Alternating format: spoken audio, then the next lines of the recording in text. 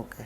ಈ ರಜತ್ ಅವ್ರು ಬಂದಾಗ ಸುಮ್ಮನೆ ಚೈತ್ರ ಅವ್ರನ್ನೇ ಟಾರ್ಗೆಟ್ ಮಾಡ್ಕೊಂಡು ಬಂದ್ರು ಅಂತ ಅನಿಸ್ತಾ? ಯಾಕಂದರೆ ಅವರು ಹೇಳಿದ್ದಾರೆ ಡೈರೆಕ್ಟ್, ನಾನು ನಿಮ್ಮನ್ನು ಕಳಿಸ್ಬಿಟ್ಟೆ ಹೋಗ್ತೀನಿ ಅಂತೆಲ್ಲ ಹೇಳಿದ್ದಾರೆ.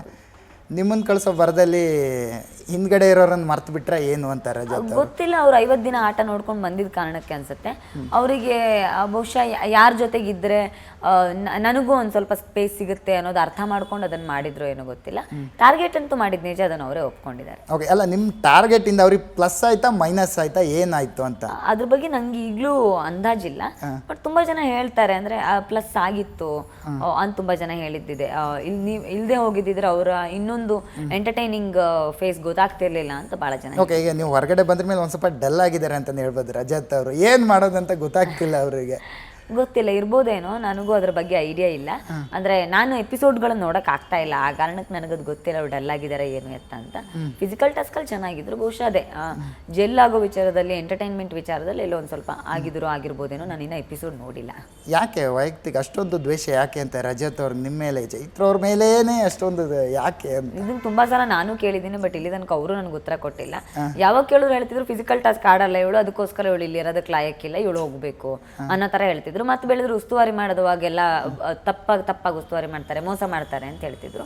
ಬಟ್ ಅವ್ರು ಹೇಳಿದ 2 ಆರೋಪಗಳನ್ನ ನಾನು ಸುಳ್ಳು ಅಂತ ಸಾಬೀತು ಮಾಡಿದ್ದೀನಿ. ಯಾಕಂದ್ರೆ ಫಿಸಿಕಲ್ ಟಾಸ್ಕ್ ಆಡಲ್ಲ ಅಂತ ಹೇಳ್ತಿದ್ರು ರಜತೆಲ್ಲ ಎದುರುಗಡೆನೆ ಫಿಸಿಕಲ್ ಟಾಸ್ಕ್ ಆಡಿನೂ ಸಾಬೀತು ಮಾಡಿ ತೋರಿಸಿದ್ದೀನಿ.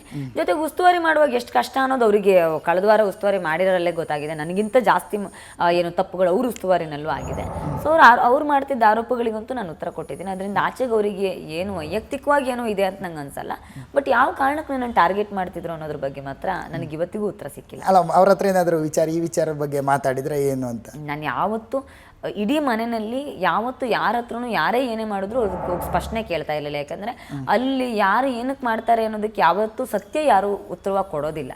ಅದು ನಂಗೆ ಅರ್ಥ ಆಗೋಗಿತ್ತು. ಮತ್ತು ಅದು ವ್ಯರ್ಥ ಪ್ರಯತ್ನ ಅಂತ ನಂಗೆ ಅನಿಸಿತ್ತು. ಹಾಗಾಗಿ ನಾನು ಅದನ್ನು ಮೈಗಂಟಿಸ್ಕೊಳ್ತಾನೆ ಇರಲಿಲ್ಲ. ಓಕೆ. ಅಂದರೆ ಬಿಗ್ ಬಾಸ್ ಮನೇಲಿ ಹೋದಾಗಲೇ ಅವರನ್ನೆಲ್ಲ ನೋಡಿದ್ದೆ ಅಥವಾ ಹೊರಗಡೆನೇ ಯಾರನ್ನಾರು ಭೇಟಿಯಾಗಿದ್ರಿ, ನೋಡಿದರೆ ಏನು ಅಂತ? ನೀವು ಇಲ್ಲ, ಯಾವತ್ತೂ ಹೊರಗಡೆ ಅಲ್ಲಿದ್ದ ಯಾರೊಬ್ಬರು ನಂಗೆ ಪರಿಚಯ ಇರಲಿಲ್ಲ. ಕೆಲವ್ರನ್ನ ಟಿ ವಿಯಲ್ಲಿ ನೋಡಿ ಪರಿಚಯ ಇತ್ತು ಬಿಟ್ಟರೆ, ಧಾರಾವಾಹಿಗಳಲ್ಲಿ ನೋಡಿ ಗೊತ್ತಿತ್ತು ಬಿಟ್ಟರೆ, ಬೇರೆ ಯಾವತ್ತೂ ಯಾರನ್ನೂ ನಾನು ಹೊರಗಡೆ ವೈಯಕ್ತಿಕವಾಗಿ ಭೇಟಿ ಮಾಡಿದ್ದು, ವೈಯಕ್ತಿಕ ಪರಿಚಯ ಯಾರೊಬ್ಬರದ್ದು ಇರಲಿಲ್ಲ. ನಾನು ಅಲ್ಲಿಗೆ ಹೊಸಬಳು.